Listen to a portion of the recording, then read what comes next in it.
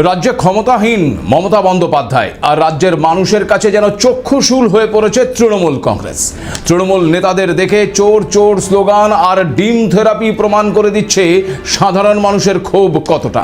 যেভাবে দলের অভ্যন্তরে রক্তক্ষরণ শুরু হয়েছে তাতে প্রশ্ন হচ্ছে, এই অবস্থায় আদৌ কি রাজ্য রাজনীতিতে টিকে থাকতে পারবে তৃণমূল কংগ্রেস, নাকি পুরোপুরি একেবারে নিশ্চিহ্ন হয়ে যাবে? 2011-র পর সিপিএম রাজ্যে বিরোধী হয়েছিল আর পরবর্তীতে তারা শূন্যে পৌঁছেছে। সিপিএমের মতোই কি একই অবস্থা হতে চলেছে ওই তৃণমূল কংগ্রেসের? ঘাসফুল শিবির ছেড়ে ইতিমধ্যেই বেরিয়ে গিয়েছে বিধায়ক এবং সাংসদদের একটা বড় অংশ। মমতা বন্দ্যোপাধ্যায়ের কাঁধে ভর দিয়ে ঘাসফুল প্রতীকে জিতে এই দল ত্যাগ কি আদর্শগত কারণে, নাকি সার্ভাইভাল পলিটিক্স? ক্ষমতার অলিন্দে নিজেদের টিকিয়ে রাখার চেষ্টা। নতুন দলের সঙ্গে যুক্ত হয়ে আদৌ কি প্রাক্তন ওই তৃণমূলীরা নিজেদের বাংলার মানুষের কাছে বিশ্বাসযোগ্য করে তুলতে পারবে? তৃণমূলের সংসদীয় দলের এই বিভাজন কি বদলে দিতে চলেছে সংসদের সমীকরণ? 20 জন সাংসদ এনডিএর সঙ্গে যুক্ত হওয়ায় রাজ্যসভায় কি বাজিমাত করতে পারে এবার বিজেপি?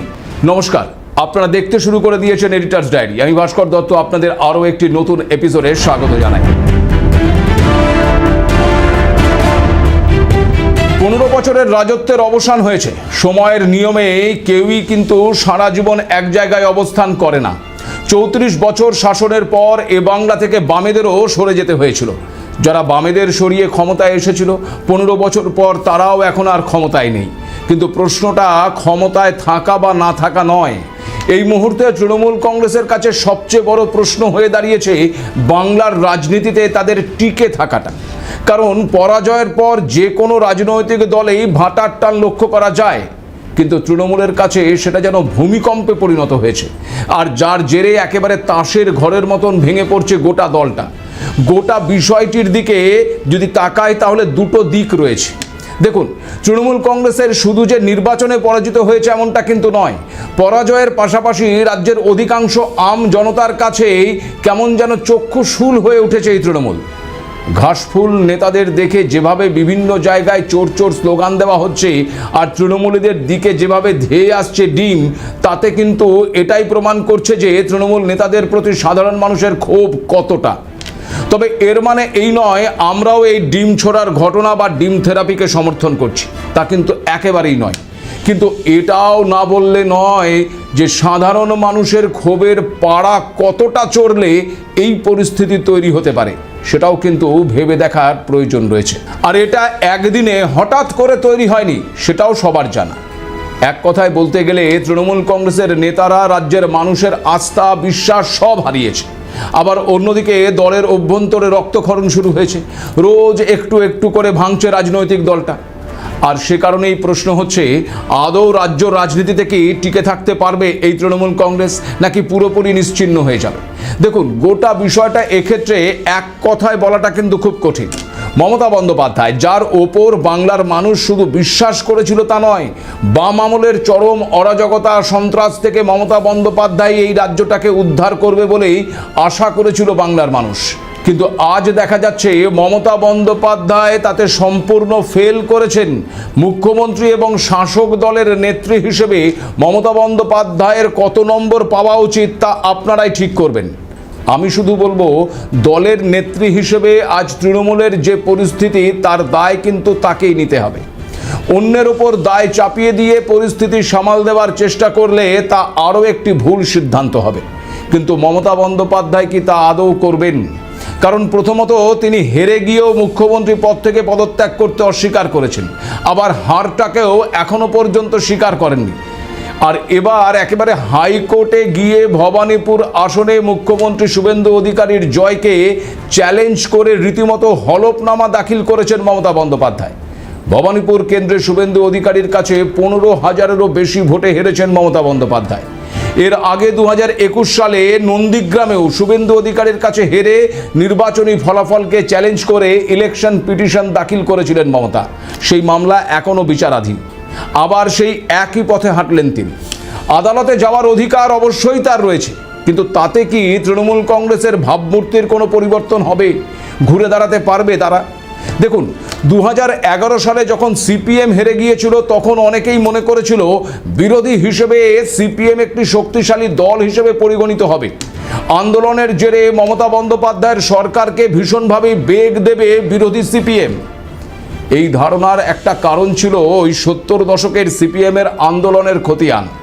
তৎকালীন কংগ্রেসের সরকারের বিরুদ্ধে সিপিএম তথা বামেরা শ্রমিক, কৃষক, সাধারণ মানুষের অধিকার রক্ষার ভিত্তিতে রীতিমতো গণ আন্দোলন গড়ে তুলেছিল, যার মধ্যে উল্লেখযোগ্য ছিল খাদ্য আন্দোলন, ভূমি আন্দোলন, শ্রমিক ধর্মঘট, ট্রেড ইউনিয়ন আন্দোলন ইত্যাদি ইত্যাদি।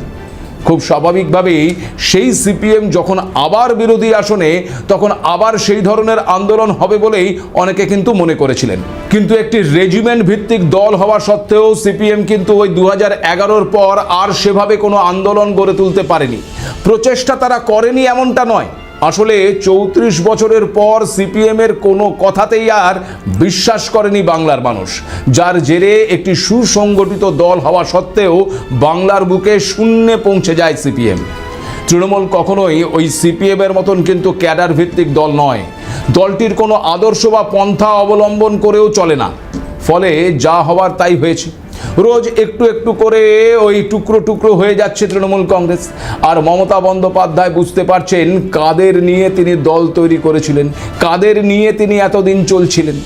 দলটি যেভাবে রোজ ভাঙছে তাতে দলীয় নেত্রী হিসেবেও কিন্তু এখন পরাজিত ওই মমতা বন্দ্যোপাধ্যায়। সেটা যত দ্রুত তিনি উপলব্ধি করতে পারবেন ততই তার পক্ষে ভালো।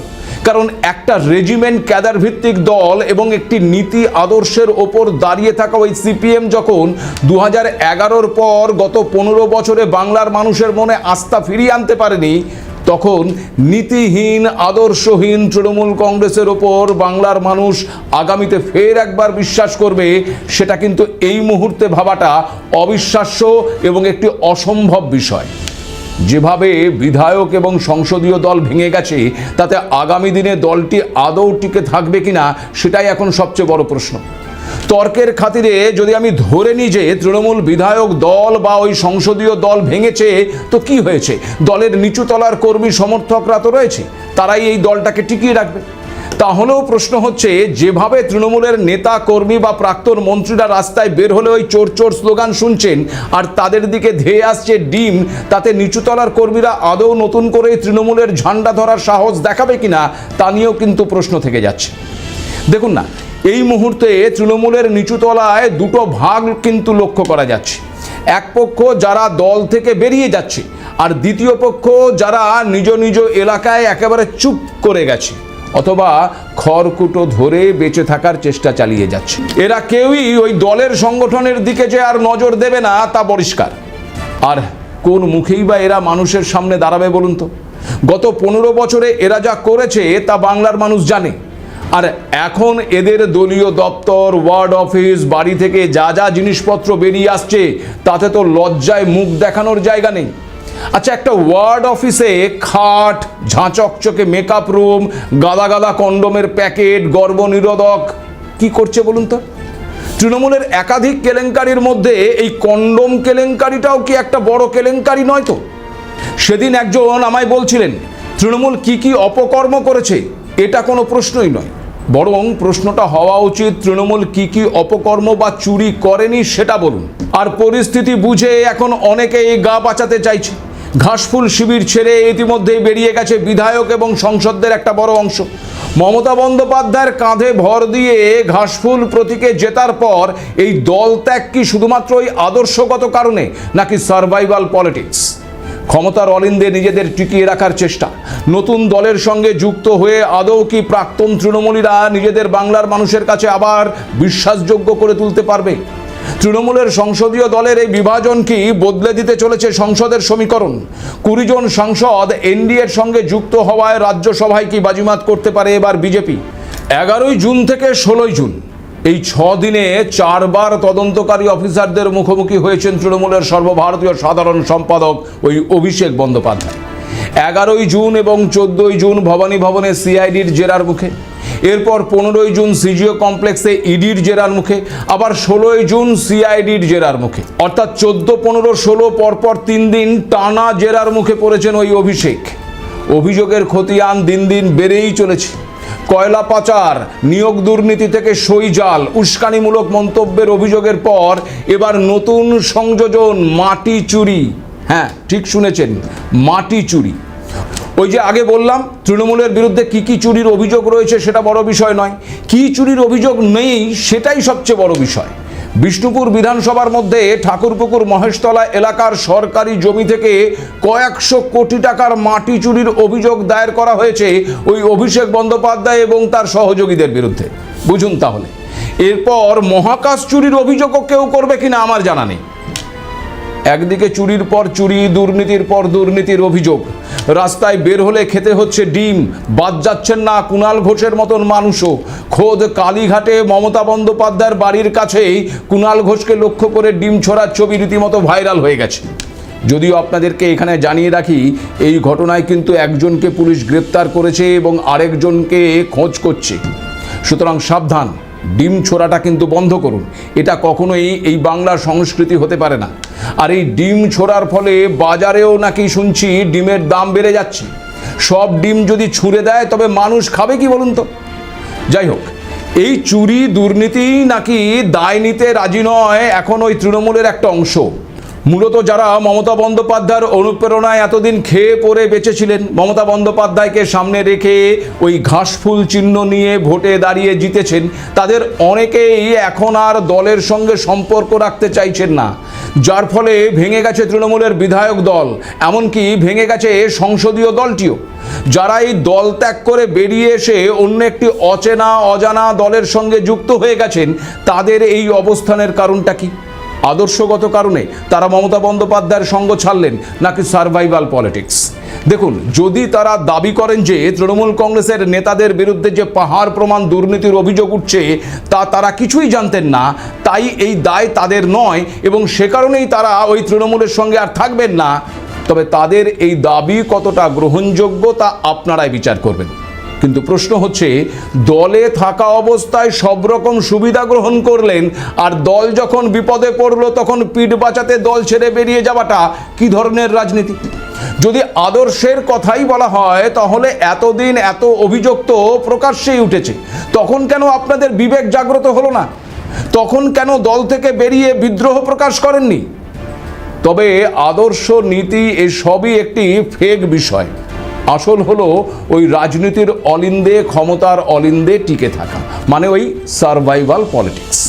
কিন্তু যারা তৃণমূলের থেকে বেরিয়ে এসেছেন তাদের মানুষ চেনেন, তারা কে কি করেছেন সেটাও বাংলার মানুষ জানেন।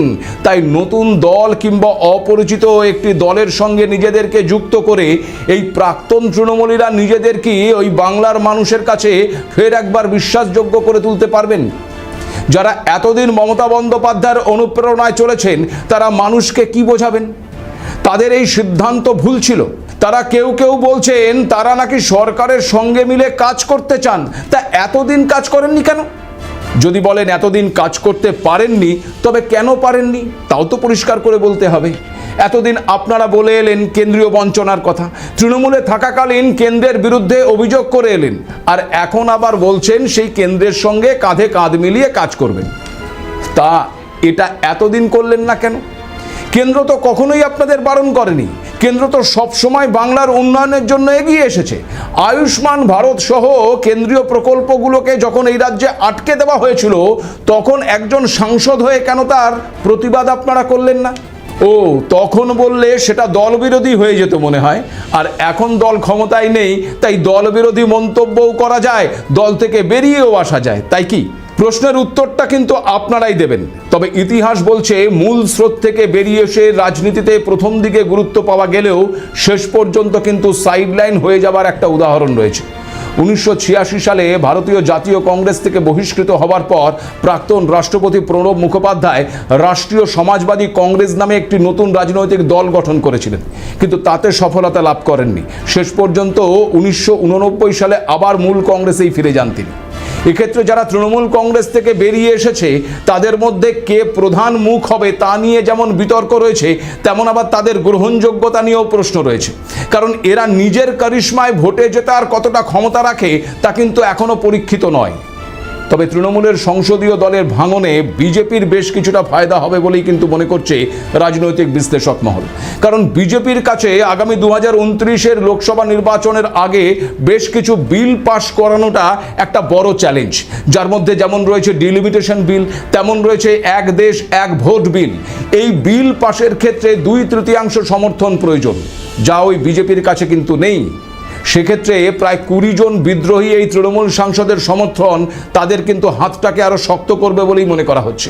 অন্যদিকে টিডিপি এবং জেডিইউ এর মতন জোট সঙ্গীদের ওপর নির্ভরতাটা কমবে, কারণ এই বিক্ষুব্ধ সাংসদরা বিজেপির জন্য দর কষাকষির একটি বড় বিকল্প এবং কাউন্টার ওয়েট হিসেবেও কাজ করবে বলে মনে করা হচ্ছে। 21শে জুলাই থেকেই শুরু হতে চলেছে সংসদে মাসব্যাপী বর্ষাকালীন অধিবেশন। এনডিএ সরকার গুরুত্বপূর্ণ সাংবিধানিক সংশোধনী বিল পেশ করার লক্ষ্যে নিয়েছে এবং এর জন্য তাদের ওই 2/3 আইন প্রণেতার সমর্থন প্রয়োজন। 5টি রাজ্যের নির্বাচনের আগে সরকার ওই 131তম সংবিধান সংশোধনী বিল পেশ করেছিল, যার উদ্দেশ্য ছিল 33% মহিলা সংরক্ষণ ব্যবস্থা চালু করা। আর এই বিষয়টি নির্বাচনী এলাকার সীমানা পুনর্নির্ধারণ বা ওই ডিলিমিটেশন প্রক্রিয়ার সঙ্গেই যুক্ত ছিল। তবে বিলটি বড় বাধার মুখে পড়ে, কারণ 298 জন সাংসদ এই বিলের পক্ষে আর 238 জন বিপক্ষে ভোট দিয়েছিলেন, ফলে লোকসভায় বিলটি কিন্তু পাশ হয়নি। তখন থেকেই কিন্তু প্রয়োজনীয় সংখ্যার লক্ষ্যে এগোচ্ছিল এনডিএ। তখন থেকেই ব্যাপকভাবে জল্পনা চলছিল যে এনডিএ এমন বেশ কিছু দলের সাংসদদের সমর্থন চাইতে পারে যারা এনডিএর অংশ নয়। তামিলনাড়ুতে কংগ্রেস এবং ডিএমকের মধ্যে দূরত্ব তৈরির পর এমন জল্পনাও কিন্তু আরো জোরদার হয়েছে। আগামী দিনে এনডিএর হয়তো এই ডিএমকের কাছেও নির্দিষ্ট কোনো ইস্যুতে সমর্থন চাইতে পারে। আর এর পাশাপাশি এবার তৃণমূলের সংসদীয় দলে প্রায় 20 জন সাংসদের প্রকাশ্যে নিজেদের অবস্থান স্পষ্ট করার ফলে আসন্ন সংসদীয় অধিবেশন সূচনার আনুষ্ঠানিক প্রক্রিয়া কিন্তু শুরু করার আগেই বিজেপি বেশ কিছুটা কৌশলগত সুবিধাজনক অবস্থায় রয়েছে বলেই মনে করছে রাজনৈতিক মহল। এখন দেখার বাদল অধিবেশনে কতটা সুবিধা তুলতে পারে এনডিএ, আর এনডিএর ওপর ভর করে নিজেদের রাজনৈতিক অস্তিত্ব কতটা টিকিয়ে রাখতে পারে এই বিক্ষুব্ধ তৃণমূলীরা। আজ এ পর্যন্তই, নমস্কার।